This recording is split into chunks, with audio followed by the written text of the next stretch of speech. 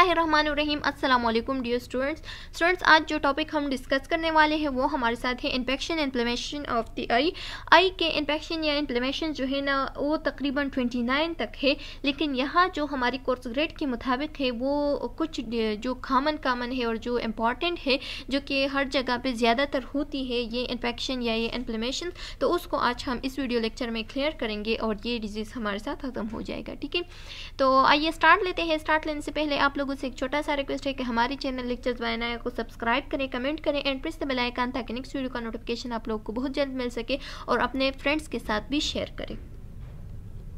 Students, अगर आप लोग देख लें तो इस लेक्चर के एंड में हम जानेंगे anatomy physiology of the eye, फिर उसके बाद ओवरव्यू थोड़ा देंगे, एटियोलॉजी पढ़ेंगे, pathophysiology, sign and symptom, diagnosing, prevention, medical और surgical treatment, nursing diagnosing and nursing intervention को पढ़ेंगे। स्टूडेंट्स, ये आप लोग देख सकते हैं, ये हमारे साथ ह्यूमन आई की जो नॉर्मल एनाटॉमी है वो है। ठीक है, कि किस तरह से ह्यूमन आई होती है और उसमें क्या क्या प्रेजेंट होती है। तो ये आप लोग देख ले, ये हमारे साथ स्क्लेरा होती है जो लेयर है आई की, ये प्यूपल है और ये आइरिस है। ठीक है, इसी तरह की आई होती है, ये आई के मसल्स है, आप लोग देख सकते हैं। इसी तरह के ये सारे पार्ट्स है आई के, ये आप लोगों ने ऑलरेडी एनाटॉमी फिजियोलॉजी 1 और 2 में पढ़ा है, वहाँ से आप लोग देख सकते हैं। ये भी वही सैम्पल एनाटॉमी एंड फिजियोलॉजी है, तो आप लोग अगर एनाटॉमी एंड फिजियोलॉजी आप लोगों ने नहीं पढ़ा है तो हमारे चैनल के प्लेलिस्ट में मौजूद है। सेकंड सेमेस्टर की जो एनाटॉमी एंड फिजियोलॉजी है वहाँ से आप लोग देख सकते हैं। स्टूडेंट्स, आप लोग अगर देख ले तो हम पढ़ेंगे अब introduction to infection inflammation of eye, किस तरह से इन्फेक्शन या इन्फ्लेमेशन आई में होती है। तो फर्स्ट हम डिस्कस करेंगे infection of eye. Infection of eye किस तरह से होती है, जब हमारे साथ कोई माइक्रो ऑर्गेनिज्म आई में इन्फेक्शन काज कर ले एनी पार्ट ऑफ द आई में, तो उसको हम कहते हैं इन्फेक्शन ऑफ आई। और वो swelling, redness and painful area जो कि आई में मौजूद होता है, लेकिन उसका कोई भी काज नहीं होता माइक्रो ऑर्गेनिज्म। ठीक है, यानी माइक्रो ऑर्गेनिज्म से वो काज नहीं होती, बल्कि एनी टाइप ऑफ एलर्जी से, ट्रॉमा से या केमिकल इंजरी वगैरह से काज जब हो जाए तो उसको हम कहते हैं इन्फ्लेमेशन। ठीक है, तो लिखा गया है कि infection of eye the invasion of multiplication of micro organism such as bacteria, virus, fungi and parasite which is part of eye in is called infection of eye. ठीक है, बताया गया है कि जब हमारे साथ किसी भी micro organism, bacteria, virus, fungi और पैरासाइट के जरिए से आई में इन्फेक्शन काज करते एनी पार्ट ऑफ द आई में, तो उसको हम कहते हैं इन्फेक्शन ऑफ आई। फिर लिखा गया है कि इन इन्फेक्शन में cause by no symptom, infection में ज़्यादा इतनी सिम्टम्स नहीं होती, बी सब क्लिनिकल और it will cause symptom and will be clinical apparent. ठीक है, और या तो उसमें क्या नहीं होती, इतने ज़्यादा सिम्टम नहीं होते, बल्कि कुछ टाइम के लिए हो जाता है इन्फेक्शन और फिर ठीक हो जाता है। और यहाँ जो है ना बहुत सिम्टम्स भी हो सकते हैं और क्लिनिकली अफेयरेंट भी हो सकती है। ठीक है, इन्फ्लेमेशन में लिखा गया है कि in localised physical condition in which part of eye become red and swollen, hot and open painful. ठीक है, एक लोकलाइज्ड एरिया आई का वो पार्ट जिसमें रेड हो जाए आई, ठीक है, जो रेड हो जाए, जो स्वॉलो हो जाए, जो हार्ट हो और जो पेनफुल हो। ठीक है, तो उस एरिया को हम कहते हैं कि इसमें इन्फ्लेमेशन काज हो गई है। Maybe due to infection, ये इन्फेक्शन की वजह से भी हो सकती है, केमिकल्स की वजह से भी हो सकती है, यानी इन्फेक्शन फर्दर इन्फ्लेमेशन में भी कन्वर्ट हो सकता है, एलर्जी की वजह से भी हो सकती है और ट्रामा की वजह से भी हो सकती है। अब कुछ कॉमन इन्फेक्शन जो कि हमारे एमसीक्यूज पॉइंट ऑफ व्यू से बहुत इंपॉर्टेंट है, इसको आप लोगों ने याद रखना है। कंजक्टिवाइटिस जो है ना, ये हमारे साथ दो लफ्ज़ का कॉम्बिनेशन है। अगर आप लोग देख ले तो एक हमारे साथ है कंजक्टिव जो है ना, ये कंजक्टाइवा से निकला हुआ है, जो कि हमारे आई के एक पार्ट होते हैं। अगर आप लोग इस डायग्राम में देख ले तो यहाँ पे दिया गया है, ये है कंजक्टाइवा। ठीक है, तो ये कंजक्टाइवा जो है ना, ये हमारे साथ क्या कर देती है, अगर इसमें इन्फ्लेमेशन हो जाए तो उसको हम कहते हैं कि कंजक्टिवाइटिस, यानी जो बिल्कुल वाइटिश एरिया होती है आई की, ये आप लोग देख सकते हैं, ये वाइटिश एरिया, ये जो है ना, जब इसमें इन्फ्लेमेशन काज हो जाए तो उस दौरान हम कहते हैं कि कंजक्टिवाइटिस हो गई है। तो एक है कंजक्टिव और दूसरा है आइटिस। तो कंजक्टिव का मतलब है कंजक्टाइवा एंड आइटिस का मतलब है इन्फ्लेमेशन। ठीक है, तो जब भी हमारे आई के कंजक्टाइवा में इन्फ्लेमेशन काज हो जाए तब हम कहते हैं कंजक्टिवाइटिस। ये हमारे साथ पिंक आई होती है, ठीक है, इसको हम पिंक आई भी कहते हैं। लेकिन कभी कभार ऐसा होता है कि आई पिंक हो जाती है लेकिन उसमें कंजक्टिवाइटिस नहीं होती, ठीक है, मतलब हमेशा पिंक आई जो है ना वो कंजक्टिवाइटिस की वजह से नहीं होती, किसी और डिजीज़ या किसी और इन्फेक्शन की वजह से भी हो सकती है। लेकिन ज़्यादातर जो कंजक्टिवाइटिस जब हो जाए तो आई जो है ना हमेशा पिंक हो जाती है, ठीक है। It happen when blood vessels and conjunctiva become inflamed. जब हमारे साथ जो कंजक्टिवा होती है इसमें बहुत तीनी ब्लड वेसल्स प्रेजेंट होते हैं, ठीक है। जब वो इन्फ्लेम्ड हो जाए किसी भी वायरस इन्फेक्शन या एलर्जी की वजह से या बैक्टीरियल इन्फेक्शन की वजह से या किसी भी वजह से जब वो इन्फ्लेम्ड हो जाए और वो वाइट एरिया ऑफ द आई जो है ना वो पिंक या रेड बन जाए तो उस दौरान हम कहते हैं कि कंजक्टिवाइटिस हो गई है। Further divide into bacterial, viral and allergic conjunctivitis. लिखा गया है कि ये फर्दर हमारे साथ डिवाइड हो गई है बैक्टीरियल इन्फेक्शन में, वायरल इन्फेक्शन में, एलर्जिक इन्फेक्शन में, और फर्दर भी इसी तरह से इन्फेक्शन हो सकती है जो कि हमारे साथ कंजक्टिवाइटिस हो सकती है, ठीक है। अच्छा, अब हमारे साथ जो सेकंड टाइप है, अच्छा स्टूडेंट्स, अब हमारे साथ आ रहे हैं ब्लेफेराइटिस। ब्लेफेराइटिस एक ऐसा कंडीशन होता है जो सेबेशियस ग्लैंड प्रेजेंट होते हैं आईलिड में, ठीक है। जो आईलिड होते हैं यहाँ पे एक छोटा सा तिनी सा ऑयली ग्लैंड होता है जिसको हम सेबेशियस ग्लैंड कहते हैं, यहाँ पे प्रेजेंट होता है, ठीक है, यहाँ पे या यहाँ पे, ठीक है। तो उस जब वो इन्फ्लेमेशन उसमें आ जाए तो उसको हम कहते हैं कि ब्लेफेराइटिस हो गई है। ब्लेफेराइटिस की अफेयरेंस जो है ना ये बिल्कुल इसी तरह से होती है, आप लोग देख सकते हैं डैंड्रप सी होती है, ठीक है। ये येलो डैंड्रप जो है ना वो आई के इर्द गिर्द हो जाती है तो उसको हम कहते हैं कि ब्लेफेराइटिस हो गई है। ब्लेफेराइटिस जो है ना ये हमारे आईलिड को क्या कर देती है, स्वॉलन कर देती है, इरिटेटेड कर देती है और इचिंग कर देती है। अब हम आते हैं हार्डिनम की तरफ। तो हार्डिनम को हम स्ट्राइवी कहते हैं। ये हमारे आई के वो ग्लैंड जो कि आई लेट पे मौजूद होता है, जब उसमें इन्फ्लेमेशन कास हो जाए तो उसको हम कहते हैं कि हार्डिनम हो गई है। हार्डिनम जो है ना ये ज़्यादातर 3 ग्लैंड में होते हैं, 3 ग्लैंड यहाँ पे होते हैं। ये जो आई के जो आईलेट होते हैं यहाँ पे 3 ग्लैंड प्रेजेंट होते हैं। एक को हम कहते हैं जीस ग्लैंड, एक को हम कहते हैं मोल ग्लैंड और एक को हम कहते हैं म्यूब्यूनम ग्लैंड, ठीक है।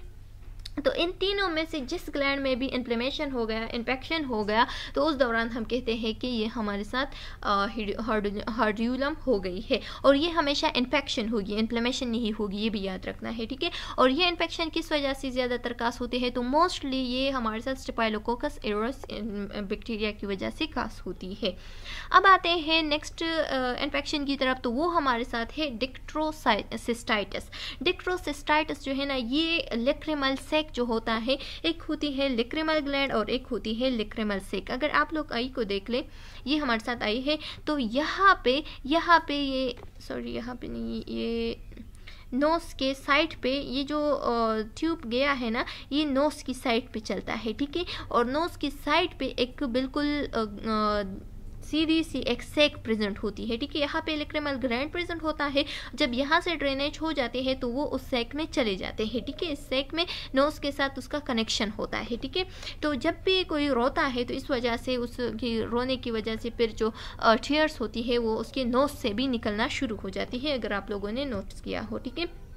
ये आप लोग देख सकते हैं यहाँ पे हमारे साथ जो लिक्रिमल ग्लैंड है वो प्रेजेंट होता है और यहाँ पे क्या प्रेजेंट होती है, यहाँ पे एक सेक सी आ जाती है और उसको हम कहते हैं लिक्रिमल सेक, ठीक है। तो जब उस लिक्रिमल सेक में जहाँ पे इसकी ड्रेनेज, आई की ड्रेनेज जो है ना वो नोज में हो जाती है, जब उसमें इन्फेक्शन कास हो जाए या इन्फ्लेमेशन हो जाए तो उसको हम कहते हैं कि लिक्रिमल सेक की या डिक्ट्रोसिस्टाइटिस हो गई है, ठीक है। ये आप लोगों ने रिमेंबर रखना है।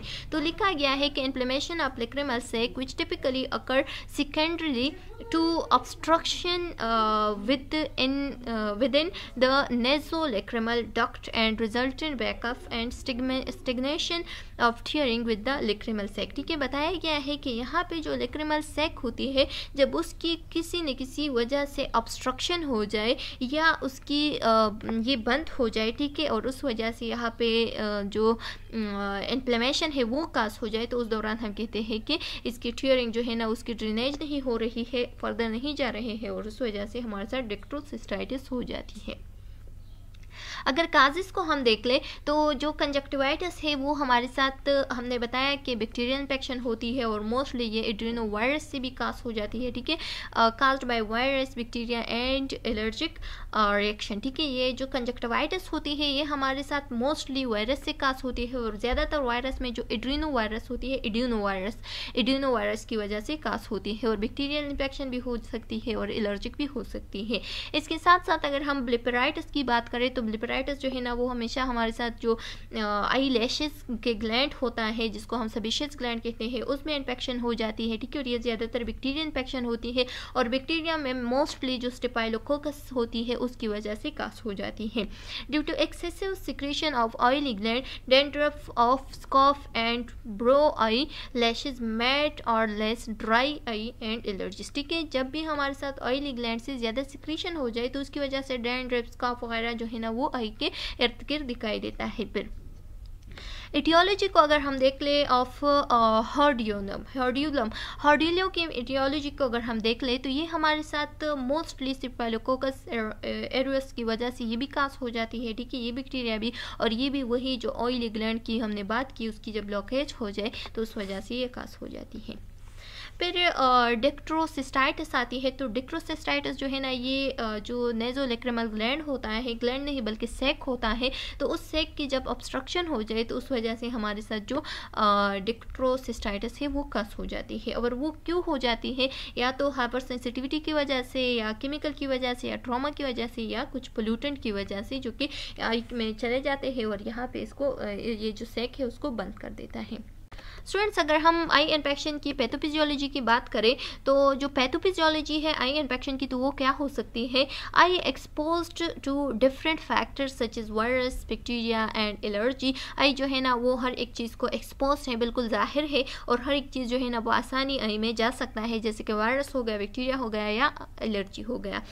which are not present normally in eye if the eye defense mechanism is damaged। अगर हमारे आई का डिफेंस मैकेनिज्म डैमेज हो गया या पर्सन का इम्यून सप्रेस्ड हो गया तो इजीली हमारे आई में इन्फेक्शन इन्फ्लेमेशन कास हो सकती है, ठीक है, जो कि हमारे आई के टिश्यूज़ को पे डैमेज करेगा और जब उसको डैमेज करेगा तो हमारी आई में इरिटेबल स्वेलिंग होगी, एक्सेसिव टीयरिंग होगी, डिफिकल्टी इन विजन होगी, रेडनेस होगी, फैन होगी and alter normal anatomy physiology of the eye होगी, ठीक है। तो इसी तरह से इन्फेक्शन कास हो सकती है। साइन एंड सिम्टम की अगर हम बात करें तो साइन एंड सिम्टम बिल्कुल नॉर्मल तो नहीं होती लेकिन सिंपल होती है, जैसे कि फीवर हो गया, रेड ऑफ आई होगी, ठीक है, आई की जो वाइट है वो कंजक्टिवाइटिस में रेड हो जाती है। इस तरह से आई जो है ना वो इरिटेबल होगी, फैन होगी आई में and feeling of something in the eye, ऐसा फील होगा कि आई में कुछ चला गया है, ठीक है, येलो या ग्रीन ब्लडी या कुछ ऐसे फ्लूइड जो कि येलो ग्रीन की शक्ल में हो, ठीक है, वो जो है ना आई से डिस्चार्ज होगी, जो कि हमने बताया कि डैंड्रफ भी हो सकती है, ठीक है। इसके साथ साथ जो आई की रेडनेस है वो इंक्रीज होगी, ठीक है, और आई लिड जो है ना वो ज़्यादा रेड होगी। Fever with no other cause, fever जो है ना वो हो सकती है, ठीक है, एंड ब्लड विजन हो सकती है या विजन जो है ना वो बिल्कुल डिक्रीज भी हो सकती है। टेंडरनेस हो सकती है जब भी हम उसको टच करें, तो ज़्यादातर ये हार्डुलम के केस में जब भी हम उस जगह को टच करें जहाँ पे इन्फ्लेमेशन हो गई है तो उस दौरान हमें बहुत सीवियर पेन महसूस हो सकता है एंड इसके साथ साथ लाइट सेंसिटिविटी होगी। जब भी हम लाइट को देखेंगे तो बिल्कुल फोबिया सी जाहिर हमें क्या होगा, फील होगा। अच्छा स्टूडेंट्स, फिर आते हैं डायग्नोसिस की तरफ। तो डायग्नोसिस क्या हो सकती है ड्यूरिंग आई इन्फेक्शन, तो हिस्ट्री लेंगे, ठीक है, उसके बाद हम फिजिकल एग्जामिनेशन करेंगे। जब भी एग्जामिनेशन करेंगे तो उससे हमें पता चलता है एंड फ्लूइड टेस्ट करेंगे कि वायरल इन्फेक्शन है, बैक्टीरियल इन्फेक्शन है या किसी अदर माइक्रो ऑर्गेनिज्म का इन्फेक्शन है, ठीक है। ऑप्थेल्मोस्कोप के ज़रिए से उसकी एग्जामिनेशन करेंगे। इसके बाद हम कन्फोकल माइक्रोस्कोपी करेंगे, ये मैं आप लोगों के साथ कम्युनिटी में शेयर करूँगी, और स्मीयर एग्जामिनेशन करेंगे, ठीक है, एंड फिजिकल एग्जामिनेशन हुई जो फिजिकली लुक देंगे कि उसको फोटोफोबिया या मार्फोलॉजिकल चेंजेस वगैरह तो नहीं है, ठीक है। प्रिवेंशन की अगर हम बात करें तो किस तरह से हम प्रिवेंट कर सकते हैं अपने आप को आई इन्फेक्शन से, तो अपने हाथों को क्लीन रखना है, अपने पैस को क्लीन रखना है, बार बार धोना है, ठीक है। इसके साथ साथ अगर आपको आपका आई जिसमें इन्फेक्शन है या पैस में जहाँ पे इन्फेक्शन है तो उसको टच नहीं करना है। अगर उसको मतलब बारिश वगैरह भी हो रही है तो तब भी आपने अपने आप को कंट्रोल रखना है और टच नहीं करना है। रिमूव ऑल आई मेकअप जब भी आप नाइट टाइम बेड पे जाते हैं तो आपने क्या करना है, आई का मेकअप जो है ना वो बिल्कुल रिमूव करना है, ठीक है, अपने फेस को धोना है। फिर लिखा गया है कि do not use contact lenses. Contact lenses जो कि हमारे साथ आर्टिफिशियल लेंसेज होते हैं, या जब एक बंदा भी लगाए और दूसरा बंदा फिर उसको ले ले और वो भी लगाए, ठीक है, लेंसेज को, तो ये आप लोगों ने यूज़ नहीं करना है। And use glasses when go outside. जब आप आउटसाइड जाते हैं, सूरज पे आपका मतलब नज़र पड़ता है, तो आपने क्या करना है, आपने आई ग्लासेस को यूज़ करना है। और दूसरा ये कि ये पॉपुलेशन वगैरह जो पोल्यूशन है उससे भी आपको बचा सकता है। स्टूडेंट्स पर आते हैं ट्रीटमेंट की तरफ। तो आई की इन्फेक्शन की ट्रीटमेंट क्या हो सकती है, तो लिखा गया है कि the treatment depend on the cause पे डिपेंड करता है। अगर बैक्टीरियल इन्फेक्शन है तो एंटीबायोटिक्स देंगे, अगर वायरल इन्फेक्शन है तो एंटीवायरल देंगे, अगर इस तरह से एंटीफंगल देंगे, फंगल का हो तो किसी टाइप का इन्फेक्शन हो तो उसके बेस पे हम मेडिसिन प्रिस्क्राइब करते हैं। Use warm compression. अगर आई में इन्फेक्शन हो गई है तो उस दौरान हम क्या करेंगे, उसको एक गर्म सी कपड़ा जो है ना वो उसके ज़रिए से उसके आई को कंप्रेस करेंगे, ठीक है, इससे थोड़ा पेन कम हो सकता है, स्वेलिंग कम हो सकती है। इसके साथ साथ आर्टिफिशियल टीयरिंग मिलती है, उसको हम यूज़ करेंगे ताकि आई जो है ना वो ड्राइनेस से बचा सके, या जो लुब्रिकेटिंग ड्रॉप होते हैं जो कि ज़्यादातर ये फिल्म और ड्रामा वगैरह में लोग यूज़ करते हैं, ठीक है, तो वो यूज़ कर सकते हैं। इसके साथ साथ फिर लिखा गया है कि clean discharge from I regularly, ठीक है, अपने आई से जो डिस्चार्ज है वो रेगुलरली, जब भी डिस्चार्ज हो रहा है तो उसको जल्दी से क्लीन करना है, ठीक है, चाहे वो एनी टाइप ऑफ डिस्चार्ज हो, येलो, रेड, या जो नॉर्मल वाटर डिस्चार्ज होता है उसको क्या करना है, क्लीन करना है। टॉपिकल एंड सिस्टमेटिक एंटीबायोटिक्स देंगे, ठीक है, अगर बैक्टीरियल इन्फेक्शन है, और इसके साथ साथ कुछ ड्रॉप्स देते हैं जिसको हम पेनिसिलिन ड्रॉप भी कहते हैं, जो कि आई के लिए यूज़ होता है। एंड एलर्जिक इन्फ्लेमेशन के लिए भी कुछ एंटी एलर्जिक देंगे, ठीक है।